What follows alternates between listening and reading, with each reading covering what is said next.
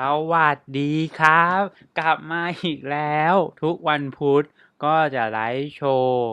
วันนี้ก็มารีวิวของเล่นก็นี่ไดโซะที่ไต้หวันครับรู้สึกในไดโซะไทยก็มีบัตรนะไม่แน่ใจแต่อันนี้ซื้อมาจากที่ไต้หวันนะครับเดี๋ยวให้เพื่อนๆดูก่อนนะครับนี่เห็นมันน่าสนใจดีตอนที่จะไปเดินที่ไทเปเห็นนี่เมืองไทยมีป่ะนะน่าจะมีเนาะไดโซะเมืองไทยมีขายป่ะถ้ามีน่าจะมีเนาะเออไม่รู้ไม่ค่อยได้เดินไดโซะโอเคเดี๋ยวเรามาต่อตัวต่อกันเล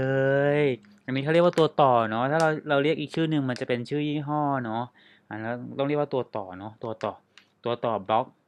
อันนี้ก็คืออะไรเนี่ยอ่านว่าอะไรพิทอิดเหรอเพชอิดบล็อกเหรอ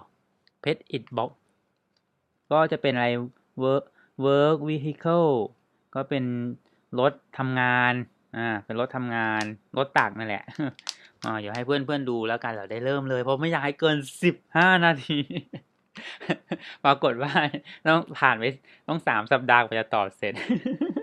ไม่เราจะต่อให้เสร็จภายในอัดวันนี้เลยนี่เรามาดูที่แพ็กเกจก่อนนี่ไดโซครับไดโซเห็นชัดไหมเนาะอันนี้แพ็กเกจนี่เราจะมาต่อนี้ญี่ปุ่นก็อันนี้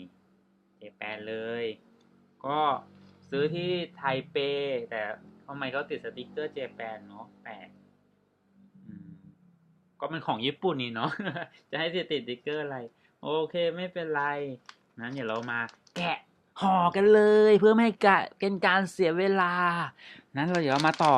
ตัวต่อกันมาอันนี้ก็อายุ12บวกนะครับเพราะฉะนั้นเด็กต่ำกว่า12ไม่ควรเล่นน้องๆหนูๆไม่ควรเล่นนะครับอันนี้12บวกผู้ปกครองโปรดพิจารณานะ12บวกนะไม่เข้าใจเหมือนกันทำไมต้องอายุ12ขึ้นไป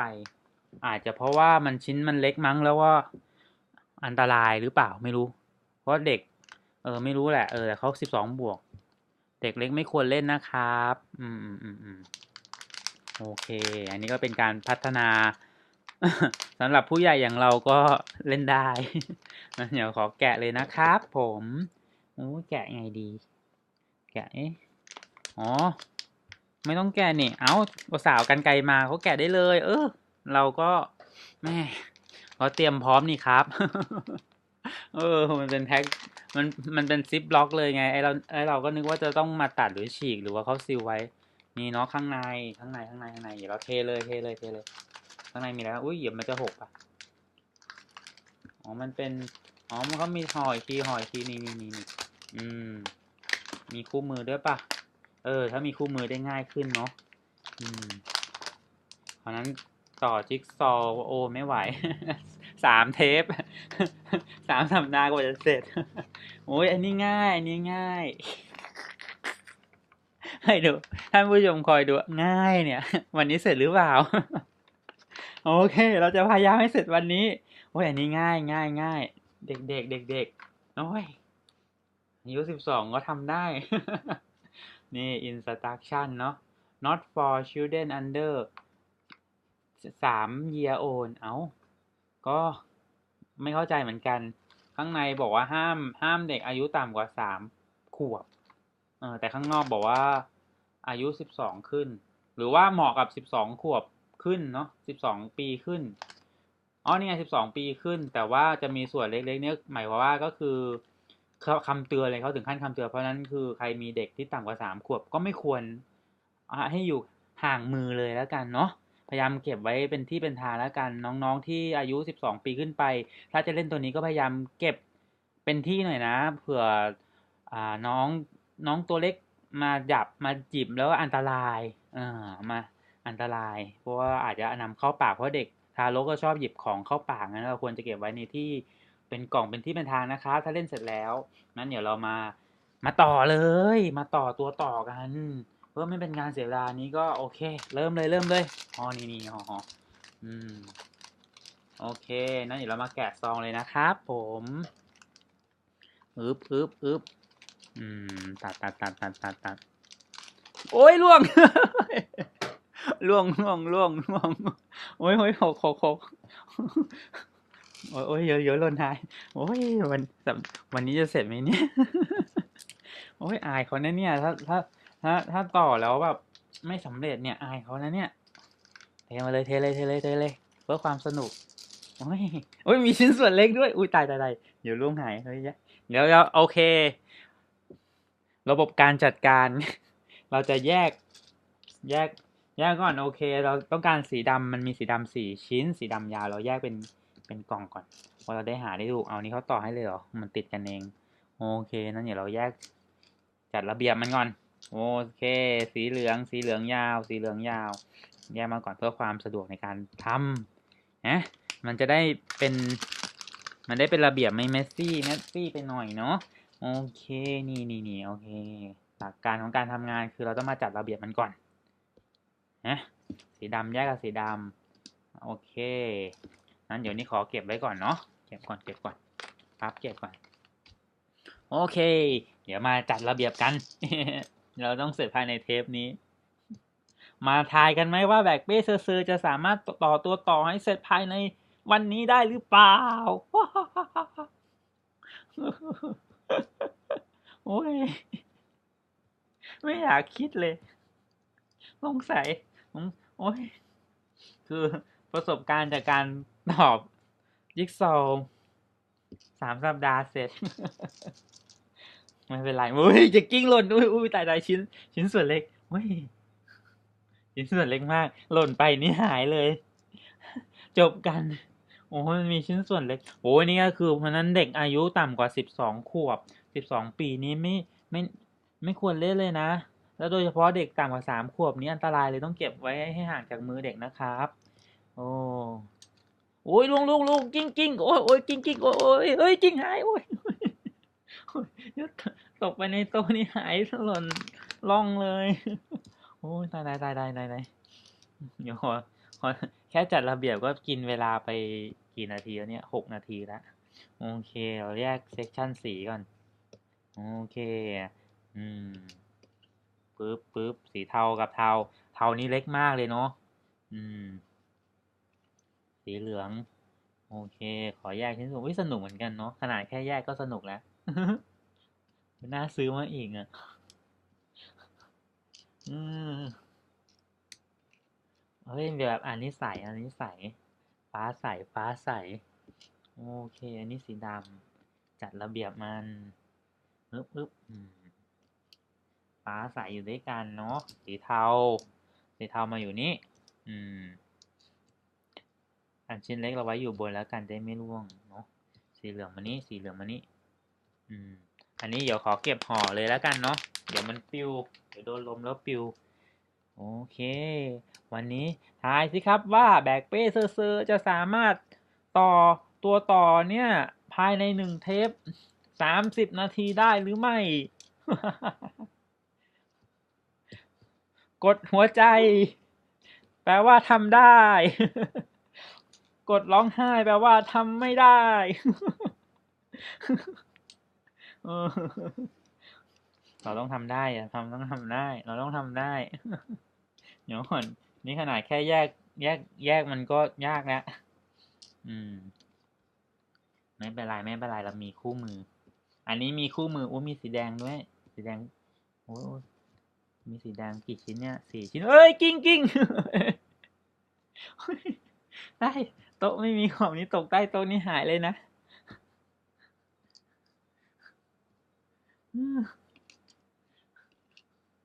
โอ้ท่าทางจะขยับได้โอ้ยสนุกอ่ะนึกถึงตอนเด็กอ่ะ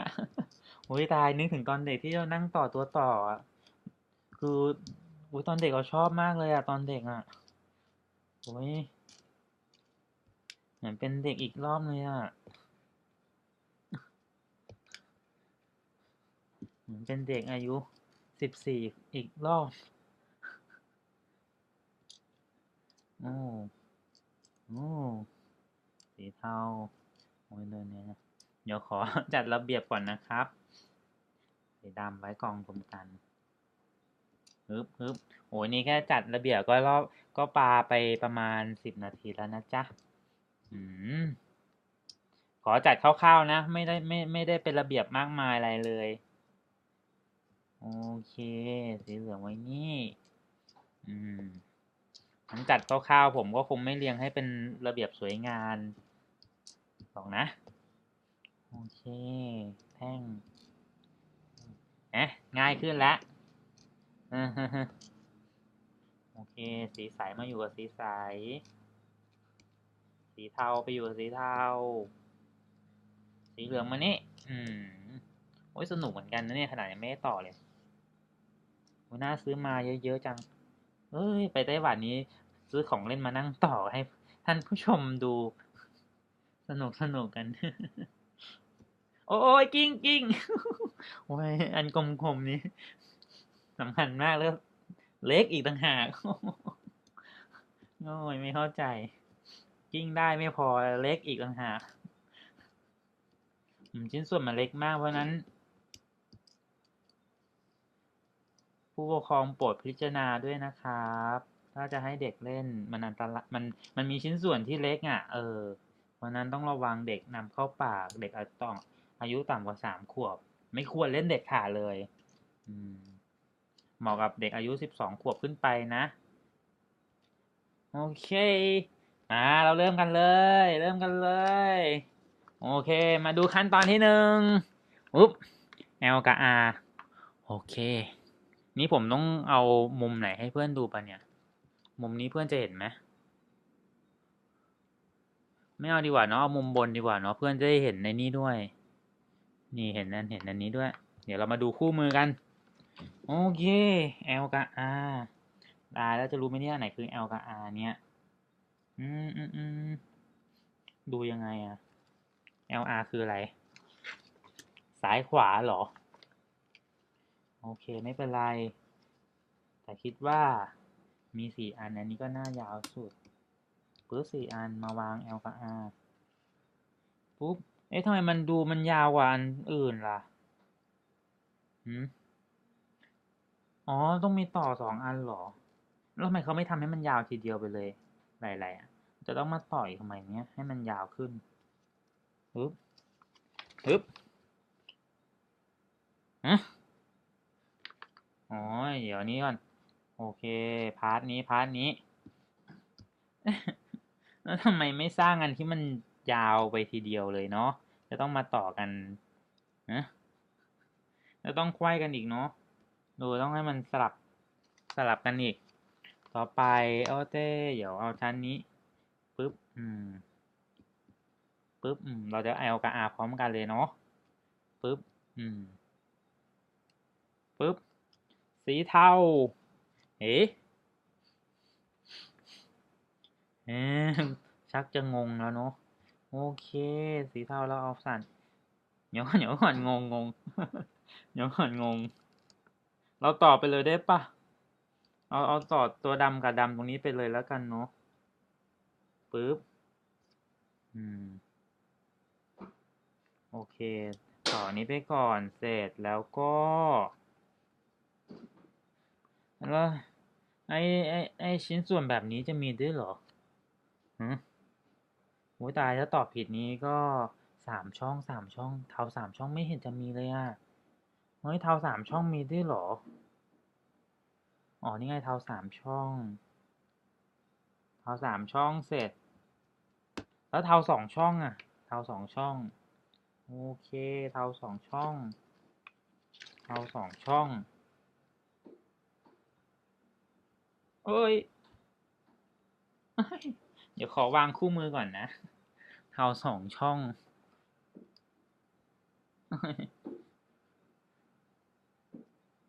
เอ้ยต่อไม่เข้าอ่ะอ๋อได้แล้วโอเคเพื่อนดูมุมข้างก็ได้เนาะอ๋อแต่มันสะท้อนแสงเนาะมุมข้างสะท้อนแสงเอามุมบนแล้วกันไม่เป็นไรเล็กหน่อยนะไม่เป็นไรแต่เห็นภาพรวมเนาะโอเคงั้นเดี๋ยวเรามาอันนี้ก็จะเหมือนกันก็คือเดี๋ยวก่อนนะ เฮ้ยไม่เหมือนอ๋อใช่เหมือนก็เทา3 ช่องมานี้ก่อนเพราะมันจะสลับกัน L กับ R แล้วก็เทา2 ช่องเออกำลังคิดอยู่ว่าวันไหนมันจะทำอาหารไร้โหทำไม่เป็นหรอกแต่อยากฝึกทำไงบอมเพื่อนๆกันโอเคแล้วก็บล็อกสีเทาอันนี้จะสับป่างหน่อยนึงเนาะถ้า L เฮ้ยอ๋อโอเคถูกแล้วล่ะปึ๊บปื๊ดอ้าวแล้วตัวนี้ยังไงอ่ะอ๋อมันมีแบบนี้มันมีแบบตัว L ไม่ใช่ตัว L เด็ดตัวฉากเหรอปึ๊บโอเคได้ละต่อไปก็ทำเหมือนกันนี่ไปด้านนี้นี่โอ้โหเก่งจังเลยโอ้ยเก่งอ่ะโอ้ยเก่งโอ้ยตอนหลังซื้อพวกตัวต่อนี้มาง่ายกว่าจิ๊กซอว์เยอะเลยหนุกแล้วนี้ต่อแล้วสีดำจะไปต่อยังไงอ่ะโอ้ยทำไมสีดำมันมีชั้นเดียวอ่ะไม่เข้าใจอ่ะหืมเฮ้ยว้าถ้าทางเหมือนมันจะผิดเนาะหืมมันผิดปะเนี่ยผมว่าผมตอบผิดเนาะโอ้ยตายผมว่าผมตอบผิดเนาะเดี๋ยวก่อน3 ช่องเทา3 ช่องปื๊ดชักจะงงแล้วว่าเอ้ยมันยากจริงๆอะเฮ้ยมันยากอ่ะมันไม่ง่ายนะมันไม่ได้ง่ายเลยเขาทำมาผิดแน่เลยอ่ะเชื่อปะเขาทำมาผิดแน่เลยอ่ะผมไม่เข้าใจเขาต้องทำมาผิดแน่เลยใช่ปะปื๊ดเออแล้วไอ้ตรงนี้สำเร็จรูปอยู่ไหนอ่ะ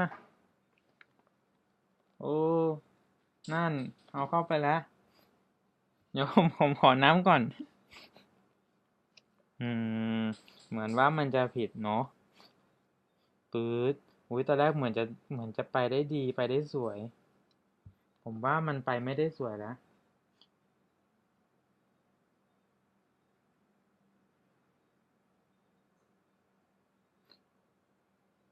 อ๋อ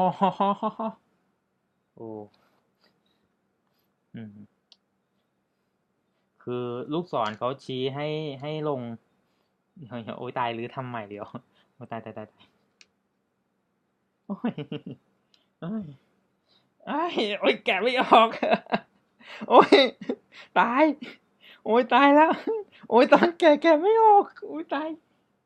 โอ้ my god โอ้ยแกวะมันต้องทำตามลูกศรมันแบบไอ้นี่มันโอ้ยเดี๋ยวก่อนตายเจ๊งโอ้ยเพราะว่า3 สัปดาห์เหมือนเดิมแล้วแหละเดี๋ยวก่อนเอาใหม่ไอ้ลูกศรนะเราต้องดูตรงหัวมันด้วยเดี๋ยวแกะเอาก่อนตายเอาเริ่มใหม่อืมคือต้องละเอียดกับไอเนี้ยเขาเรียกนะ instruction เนี่ยต้องละเอียดหน่อยคือต้องดูเราลูกศรเนี่ยมันชี้ให้ลงไปก็จริงแต่ว่าคือตำแหน่งเนี่ยมันให้ลงไปที่ชั้นที่2หรือชั้นที่1ไงหัวหัวหัวที่2เนี่ยไปลงที่หัวที่1เนี่ยบล็อกที่1อ่ะไอ้ปุ่มเนี่ยโอ้มันถึงว่าผมว่าเอ๊ะทำไมมันแปลกๆเนาะ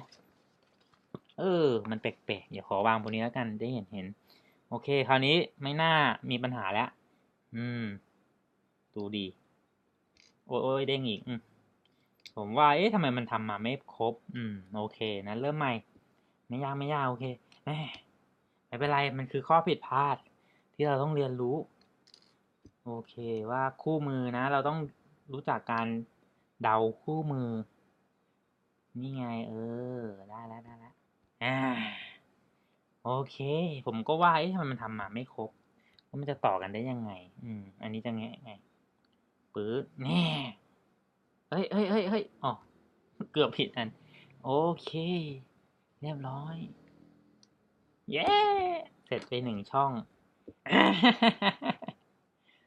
โอเค ไม่ผิดพลาดเนาะ ดีที่มันรื้อออกง่ายหน่อย เดี๋ยวไอ้ตรงนี้แกะยากเดี๋ยวแป๊บนึง โอ้ยมันแกะยาก ดีที่วันนี้ไม่ได้ตัดเล็บ เราจะต่อนี้เดี๋ยวต้องใช้เล็บให้เล็บยาวหน่อยหนึ่งมันได้จิกเข้าไปในนี้ได้ อึ๊บ อันนี้ก็จะมาต่อเหมือนกันเนาะ ตกจอปะเนี่ย โอเค เดี๋ยวผมขยับขึ้นไปหน่อย เดี๋ยวตกจอ เพื่อนไม่เห็น ปึ๊บเนี่ยพอมีเล็บแล้วมันแงะง่ายไม่งั้นแงะลำบาก โอเค อันนี้ก็จะสับหว่างกันใช่ปะเอาสีนี้ยาวมานี่ ปึ๊บ แล้วก็1 อัน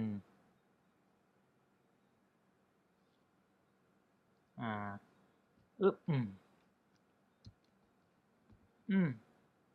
โอเคนะทัน โอ้ย เกือบจะเจ๊งไง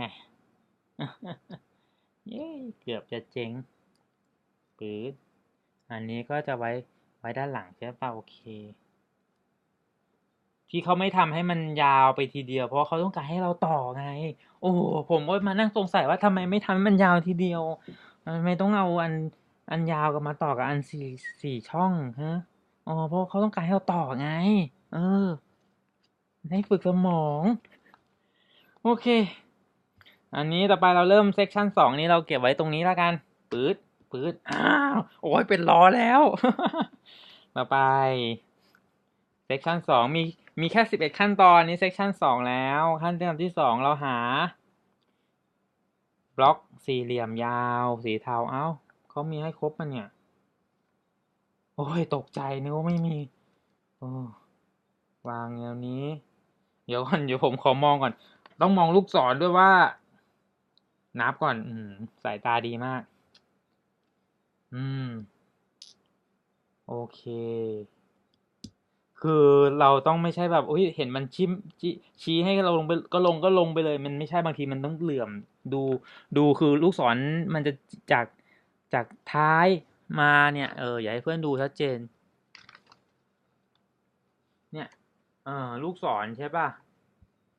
เนี่ยอยากจากปลายเนี่ยมาลงที่อันที่2เห็นป่ะอันเนี้ยอันที่2ไปลงอันที่1โอเคเรารู้แล้วเราอ่านคู่มือเป็นแล้วไม่ยาก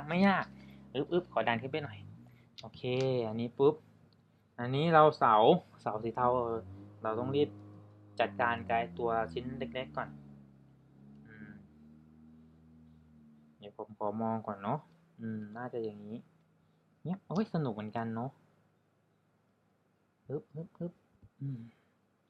เทาเอ๊ะโอเคไม่น่าผิดพลาดเนาะเอ้ยตกจอไหมเนี่ยไม่หรอกเนาะไม่ได้ดูจอคอมเลยเอ้ยสนุกเหมือนกันนะเนี่ย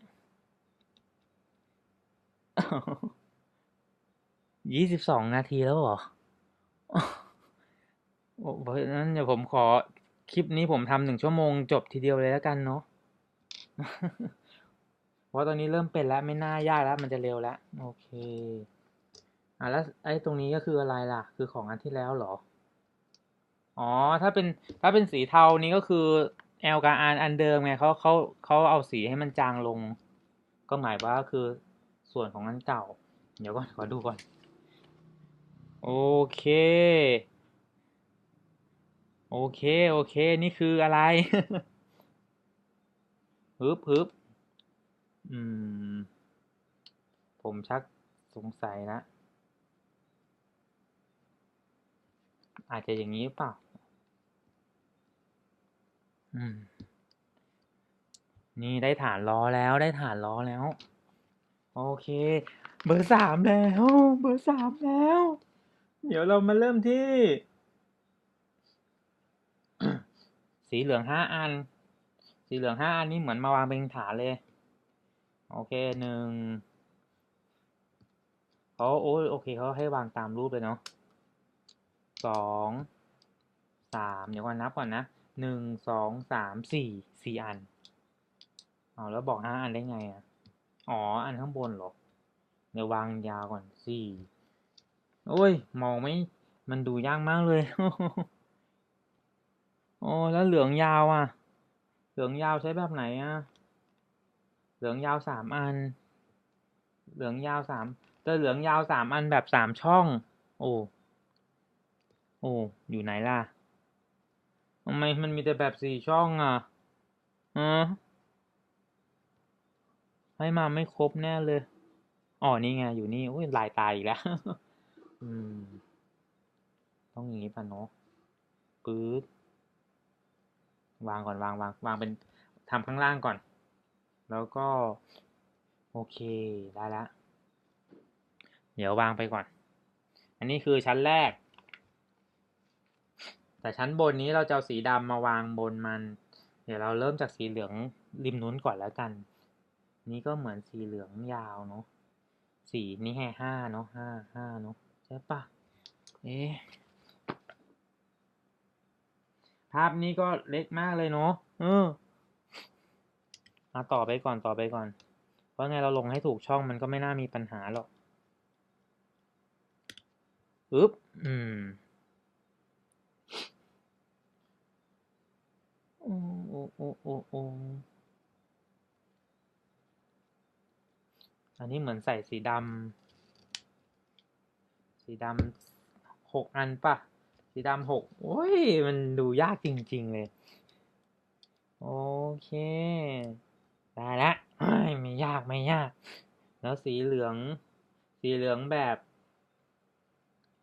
เฮ้ยเขาบอกว่าใช้สีเหลืองแบบ8 ช่องสีเหลืองแปดช่อง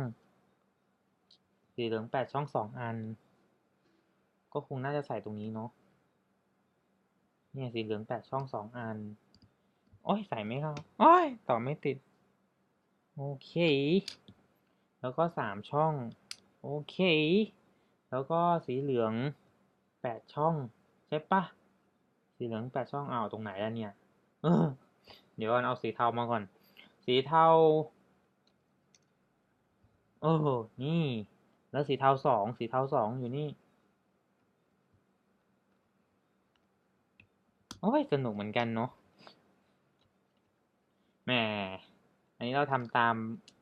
เอ้ยไม่ใช่สิต้อง8 ช่อง yes เก่งมากเลยอะต่อมาสีดำ8 ช่อง สีดำ8 ช่องโอ้โอ้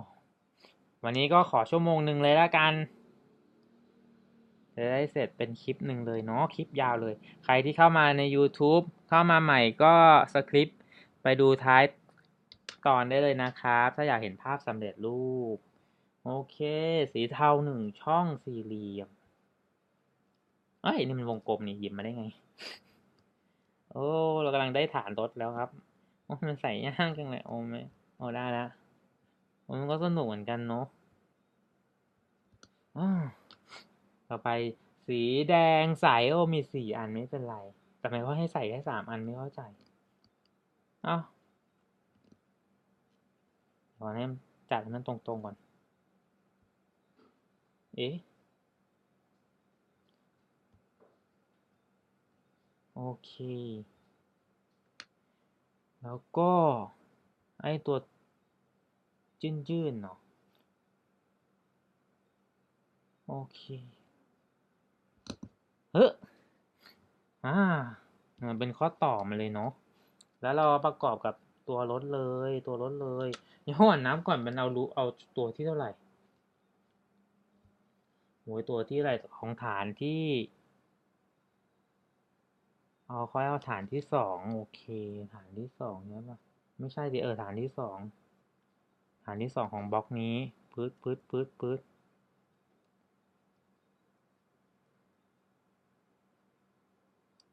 yeah yes โอ้ yes โอ้ยโอ้ยสนุก yes good โอ้ยเราเก่งเหมือนกันนะเนี่ยโอ้ยแม็กพี่ซื่อๆก็สามารถทำตัวต่อ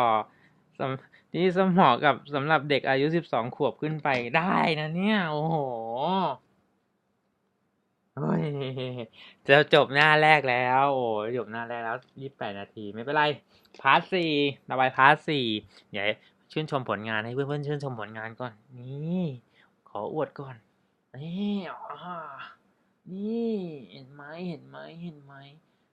เราได้ตัวถังแล้วล้อแล้ว โอ้ย โอเค งานดำเนินต่อฮึบ อันนี้น่าจะเป็นฟ้าใสเนาะโอเค เราเอาฟ้าใสมาเรียงข้างล่างก่อน คือง่ายๆเราเอาข้างล่างมาวางเป็นฐานก่อน ฐานปุ๊บ8นี่86สิไม่ได้6ดำแล้วก็เทาแล้วก็เหลือง8วางแนวนี้ปุ๊บแล้วก็เทา4แล้วก็เหลือง3เหลือง6โอเคเหลือง6มาวางนี่ปึ๊ดแล้วไงต่อแล้วก็ดดำ8อุ้ยตายเหลืออีกแค่ไม่กี่อันเองอะโอเคเหมือนเรื่องนี้ป่ะโอเคนี่เรื่องนี้ทำไมมันตรงกลางมันแบ่งอะหรือเขาต้องการโบไว้หรอโอเคต่อไปชั้นที่2ฟ้าฮึบโอเคเดี๋ยวก่อนเราต้องดูตำแหน่งโอเคดูตำแหน่งให้ตรงก่อนจะได้ไม่ต้องแงะยากโอเคได้ละเออนี่อุ้ยสนุกสนุกดีอ่ะโอ้ยตายมาเล่นแบบนี้ก็สนุกดีเหมือนกันเนอะโอ้ยเฮ้ยดำหมดแล้วเหรออุ้ยตกใจนึกว่าหมดเราว่ามันหล่นหายตอนไหนเราก็พยายามโอเคอันนี้ก็จะใช้เหลือง4ปื๊ดแล้วก็นี่น่าจะเป็นแถบยาวเลยหรือเปล่าอ๋อแถบยาว1โอเคเพราะเราต้องดูตรงนี้ไงเราได้รู้ว่าในชิ้นส่วนที่ใช้ก็คือประมาณนี้นี่นี่เนาะไม่งั้นเดี๋ยวเราใช้ชิ้นส่วนผิดมันจะต่อไม่เป็นตัวแต่ผมว่าผมกำลังเหมือนจะตอบผิดไงไม่รู้อะโอ้โหจะตอบผิดไหมเนี่ยมันไม่ลงร่องอีกตั้งหากโอ้ my god โอเคปื๊ดเอ๊ะเหลืองอันนั้นทำไมมันใช้1อ่ะงง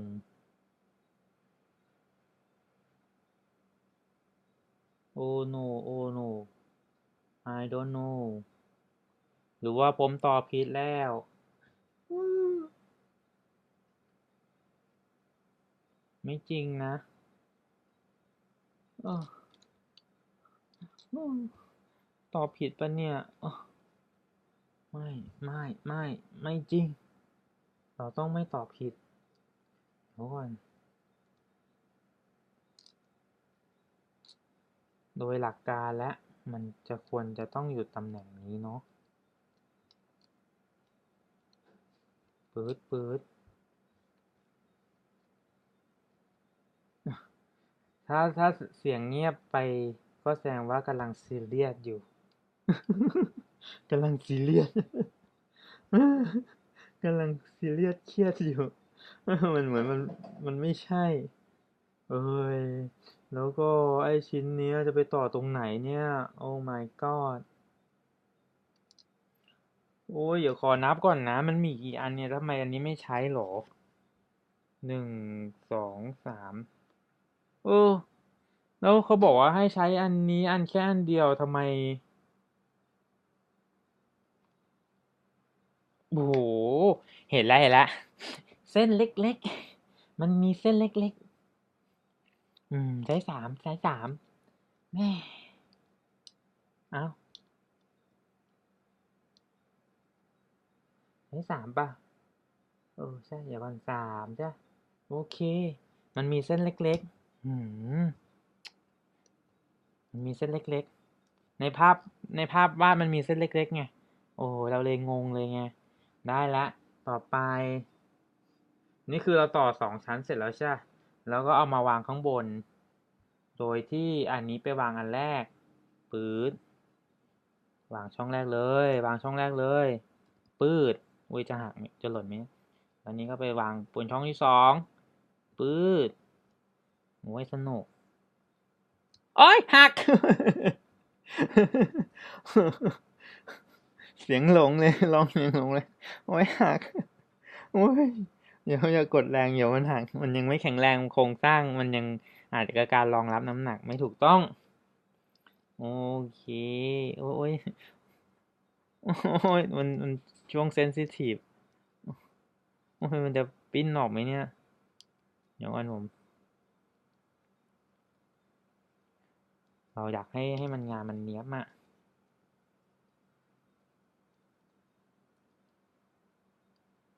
โอเคจับให้มันเข้าล็อกกันแล้วทำไมข้างล่างมันไม่มีตัวล็อกเลยโอเคแล้วก็ตัวนี้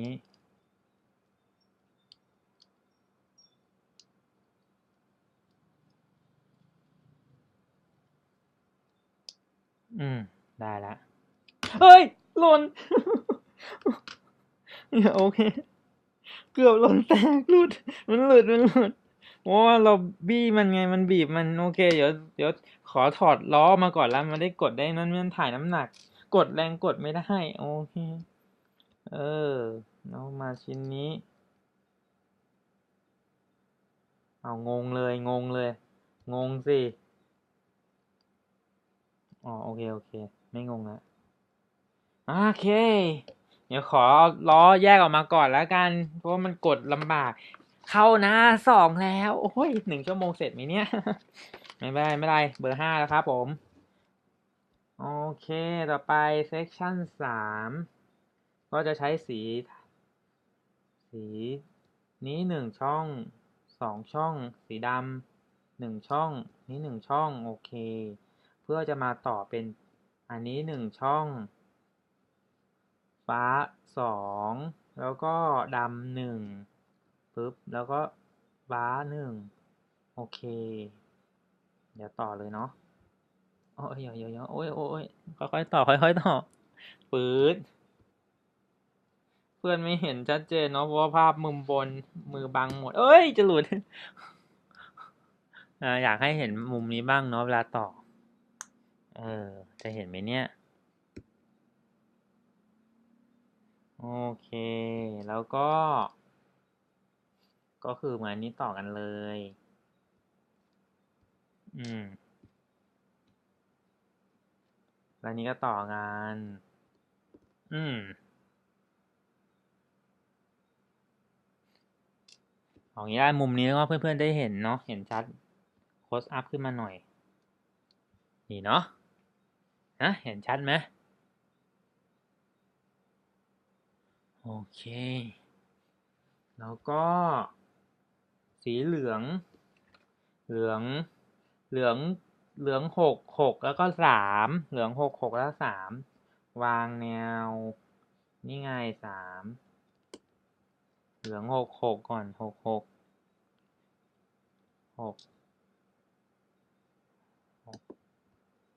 แล้วก็3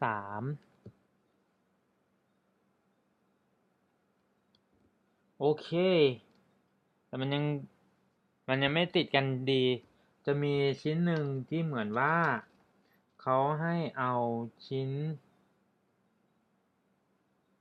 โอเคนั้นโอเคเขาให้เอาอันนี้มาวางในบล็อกช่องนี้ก่อนอืมนั้นดีแล้วที่ไม่ต่อล้อก่อนเพราะว่าโอ้ยได้ห้องคนขับแล้วห้องคนขับได้แล้วนี่ได้ห้องคนขับแล้วเห็นปะโอ้เท่มากเลยอ่ะนี่ได้ห้องคนขับแล้วโอเคสีดำแปสีดำแปดอันสุดท้ายพอดีเลยมาต่อบน เดี๋ยวขอดูก่อนนี่ไงเขาบอกให้ช่องนี้ ได้ละโอเค เรามาที่เบอร์ 6แล้วนะครับ ให้เพื่อนดูมุมนี้แล้วกันเนาะภาพใกล้จะได้เห็นชัดเจนเนาะ โอเค ก็อันนี้สีเหลือง8สี่เหลี่ยมใช้1อัน แล้วก็ยาวๆอยู่ไหนอะยาวๆ3อัน1 2 3โอเค แล้วก็ไอตัวท่อแล้วก็นี่แล้วก็2อันอยู่ไหนอะ2อันใช้3อันเทา3อัน แล้วก็อันนี้ใช้2อันโอเคมาเราจะมาต่อเซกชันนี้กันปึ๊บเริ่มจากฐานก่อนเลยเอาสีเทามาเรียงกันก่อนอันเดี๋ยวนี้เถอะไปให้เพื่อนได้เห็นมาเอาภาพมุมนี้แล้วกันเนาะเพื่อนได้เห็นเนาะโอเคมือไม่บังด้วยอันนี้วางข้างล่างเสร็จแล้วสีเทามาวางครอบข้างบนปึ๊บโอเคแล้วก็สีเทาวางตรงนี้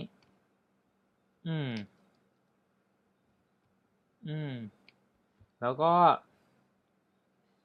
สีเหลืองยาววางตรงนี้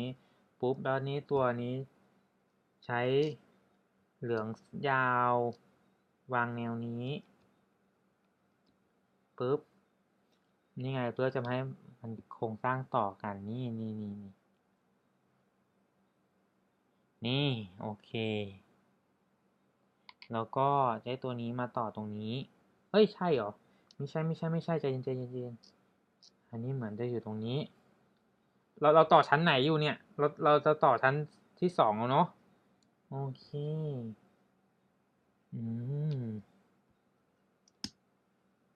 นี่โอเคภาพมุมนี้เพื่อนเห็นชัดเนาะลาต่อแล้วมุมบนเราไม่เอาแล้วมือมันบังโอเค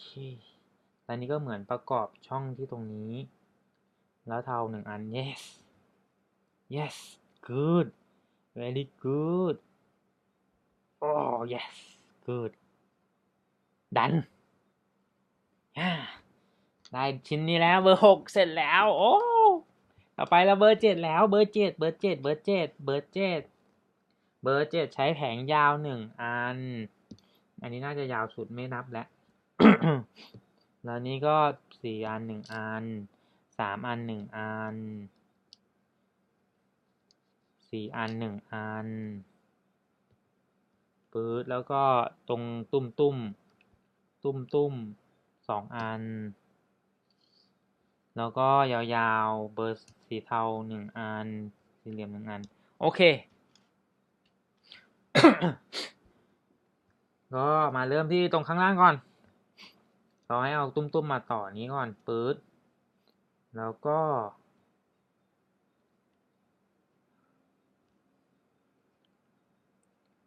นี้แล้วเราจะยังไงต่อล่ะเหมือนตอบผิดเลยอ่ะมันไม่ใช่อ่ะ งั้นก่อนผิดต้อง2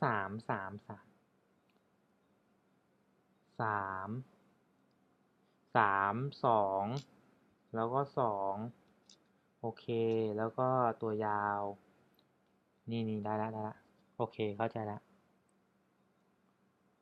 โอ้ยลืมเพื่อนอดเห็นเลย ผิดอีกแล้ว โอ้ยแกะอีกแล้ว มันต้องเลื่อนนี่ไม่ยอมดูให้มันตรงล็อกมัน คือบางทีแบบต้องดูให้ตรงล็อกมันด้วยโอเคนี่เนาะต่อไปชั้นบนสุดแล้วนี้แถมมาแล้วปุ๊บก็สีเทาที่เป็นนี่ปื๊ดyes เก่งเสร็จแล้วโอ้ยเบอร์ 7เสร็จแล้วโอ้8แล้วเบอร์ 8แล้วเบอร์ 8แล้วเบอร์ 8แล้วเบอร์ 8ชั้นยาว1อันแล้วก็ใช้ไอ้นี้3อัน 8 ช่อง 3 อัน แล้วก็ 6 ช่อง 2 อัน สี่เหลี่ยม 1 อัน ไปไหนล่ะ โอเค อยู่นี่ สี่เหลี่ยม 1 อัน ไอ้ตรงข้อต่อ 1 อัน ไอ้กุ้มๆ 1 อัน สีเทา 4 1 อัน แล้วก็สีเทา2 อัน สีเทา2 อัน โอเค เราเริ่มจากข้างล่างเลย ข้างล่างนี่ไม่เกี่ยว เถิบไปครับผม รบกวนกรุณาเถิบไปหน่อยครับผม ขอใช้พื้นที่แป๊บหนึ่ง เลื่อนมาแอดโอเค ปุ๊บ ข้างล่าง เนี่ยต้องดูตรงข้อต่อมันเขาจะชี้มาให้ลงบล็อกกันให้มากที่สุด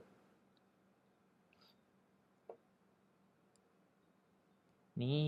ต่อไปชั้นต่อไปชั้น 3เหรอ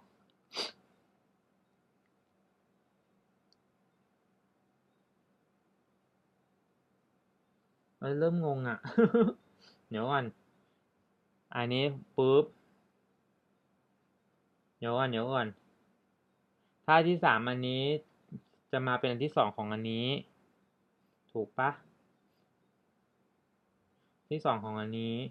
แล้วก็ 3 อัน 3 อันของอันนี้ ต่อไป อ๋อ โอเค เราก็ดูภาพสำเร็จด้วยสิ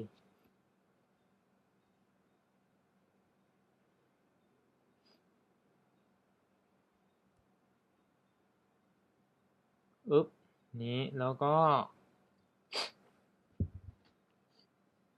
2 อันมาต่อที่ตรงช่องนี้เหรอ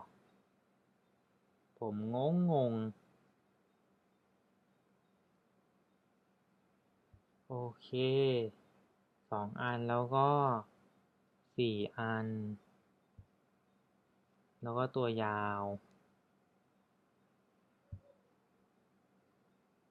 น่าจะใช่เนอะ น่าจะใช่ ปุ๊บ แล้วก็เทา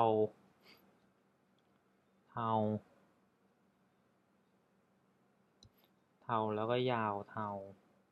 แล้วก็เทา โอเค เฮ้ย ใกล้เสร็จแล้ว โอ้ยจะหลุด โอ้ย มันไม่เข้าล็อกโอ้ยเดี๋ยวก่อน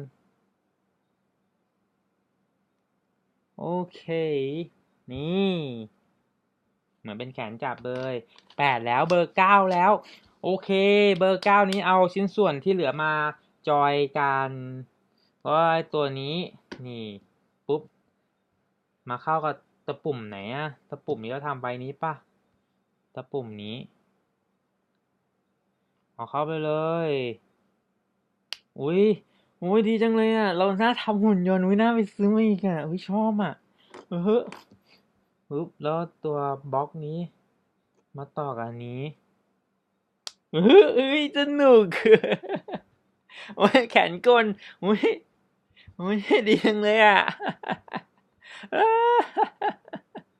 โอ้ยทำไมตอนเด็กเราไอตัวต่อเรามันไม่ขยับได้อย่างนี้เนาะโอ้ยมันจินตนาการดีจังเลยอ่ะโอ้ยอันนี้สนุกกว่าจิ๊กซอว์เยอะเลย โอ้ยเบอร์ 9 เสร็จแล้ว เบอร์ 10 ล่ะ เบอร์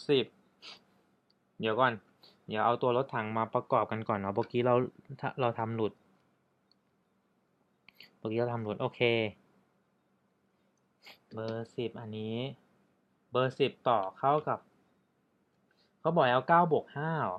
5 คืออะไรล่ะ อ๋อ ก็ตรงนี้แหละ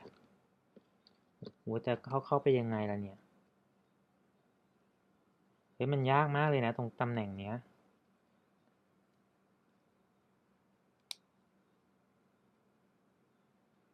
อ๋อ คือไอ้ตรงเนี้ยเราไม่ต้องต่อไปเราแค่นี้มันจะได้ขยับได้ไง ไม่ต้องกดลง ไม่ต้องกดลงล็อก นี่ไงมันได้ขยับได้ โอเคเข้าใจแล้ว อ้าวแล้วเหลือทำอะไรต่อ เอาหมดแล้วเหรอฮะเสร็จแล้วเหรอ แล้วพวกนี้มาให้ทำอะไรอ่ะ เหลือเนี่ยเฮ้ยต่อเสร็จแล้วเหรอ เสร็จแล้วอะแล้วนี้ไว้ทำอะไรอะฮะที่เหลือนี้เอาไว้ทำอะไรล่ะ หรือว่าเขาคงรู้ว่าเราต้องทำหายแน่เลยอะอ๋อดีจังเลยให้เกินอะเออเสร็จแล้วอะเอ้ยเย้โยโอ้ยโอเค50 นาทีเสร็จเก่งวันนี้ก็ถือว่าเสร็จสิ้นสมบูรณ์รถตักออนแอนอืดออนอืดอืดออนโอ้ยแหลกเซ่เซอร์ใครจะรู้ว่าทิ้งต้องขนาดนี้อืดแอดชืดอูดออดตักอันนี้คืออันนี้คือเขาให้สำรองไอ้เราก็นึกว่าอ๋อก็ดีเนาะเขามีสำรองให้ด้วยอ่ะถ้าเหลือเศษเหลือ เพราะมันต้องหล่นแน่เลยอะเมื่อกี้ผมจะกิ้งหล่นทั้งหลายอันแล้วอะแล้วเราก็เอ๊ะทำไมไม่เสร็จโอ้เอาไว้ตักไงอ๋อไอ้ชัวอ๋อไอ้ชัวท่านผู้ชมทายสิว่าแบกเป้เสืออยู่เท่าไหร่ไม่พอเขาบอกว่าจินตนาการอะมันต้องมีตลอดชีวิตไงถ้าเราโอเควันนี้ขอลาไปแค่นี้แล้วกันครับเราจะลาไปด้วยรถตักอันนี้เป็นกองทราย โอเคนะครับวันนี้จะขอลาไปด้วยภาพรถตักเท่ๆโอ้ยสวยจังเลยนี่อืมคอมโพสนี้แล้วกันเนาะรถตักเอ้เก่งงั้นก็โอเคพบกันใหม่วันพุธหน้าวันนี้ก็สามารถต่อภายใน50 นาทีนะโอ้ยเรานึกว่าจะต่อ60 นาทีอ๋ออย่างน้อยก็เสร็จใน1 คลิปเพราะเราไปงงตรงไออินสต u ั t ชั่นหน่อยนึงโอเคถ้าเด็กสมองไวกว่าผู้ใหญ่อย่างเงี้ยอาจจะต่อเร็วภายใน15 นาทีก็ได้นี้ผมต้องมาเรียนรู้เพราะไม่ได้ต่อมานานมากเลยตั้งแต่เด็กโอเคนั้นก็วันนี้ก็ขอลาไปเท่านี้แล้วนะครับพบกันใหม่สัปดาห์หน้าทุกวันพุธบ๊ายบาย